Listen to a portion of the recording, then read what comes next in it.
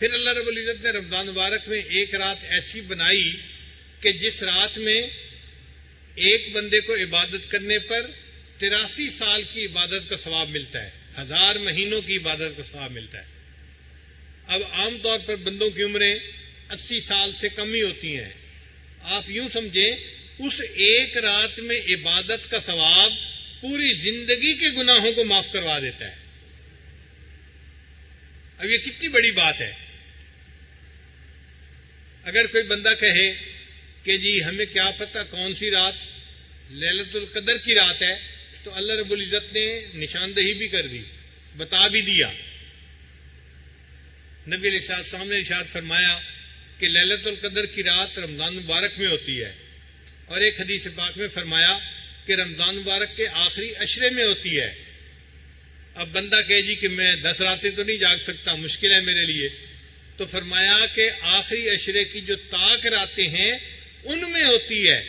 ایک دن آرام کرو، ایک دن دعا کرو، ایک دن کام، ایک دن آرام، تو 5 راتیں جاگنا تو کوئی مشکل کام نہیں نا۔ 21، 23، 25، 27، 29 ان 5 راتوں میں کوئی نہ کوئی رات لیلۃ القدر کی رات ہوگی۔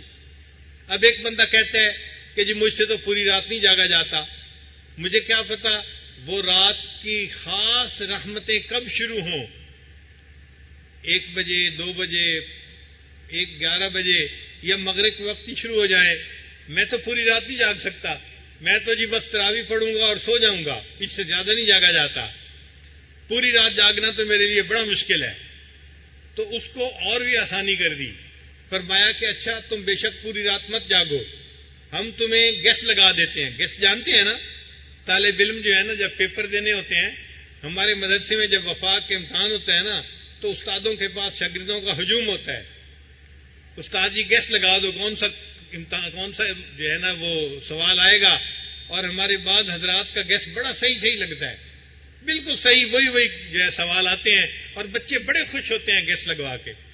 تو اللہ تعالیٰ نے بھی گیس لگا دیا کہ اچھا ہم تمہیں لیلۃ القدر میں عبادت کا گیس لگا دیتے ہیں کہ تم کیسے عبادت کر سکتے ہو۔ یا اللہ وہ گیس کیسے ہے؟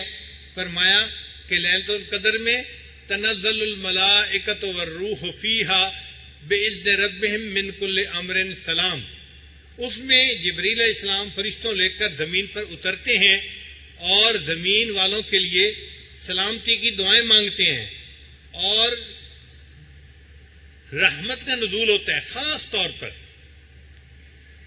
یا اللہ یہ تو آپ نے بتا دیا کہ رحمت کا نزول ہوتا ہے، لیکن ہمیں کیسے پتہ چلے کہ وہ کب تک نزول ہے؟ اللہ نے فرمایا ہے یا حتی مطلع الفجر، یہ جو رحمت کا نزول ہوتا ہے جب بھی شروع ہوتا ہے یہ فجر ہونے تک باقی رہتا ہے۔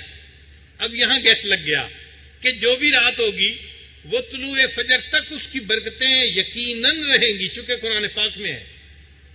تو اس کا مطلب یہ ہوا کہ اگر آپ اعتکاف میں رات کو سو بھی جائیں لیکن سحری کے وقت ذرا اٹھ کے طلوع سحر سے پہلے یعنی سحری کا وقت ختم ہونے سے پہلے آپ اگر چند رکعت پڑھ کے دعا مانگیں گے، آپ کو تو لیلۃ القدر میں عبادت کرنے کا ثواب نصیب ہو جائے گا، چونکہ وہ جو بھی کوئی رات ہوگی اس رات کی برکتیں سحری کے وقت تک رہنی ہیں، یہ قرآن پاک سے ثابت ہے۔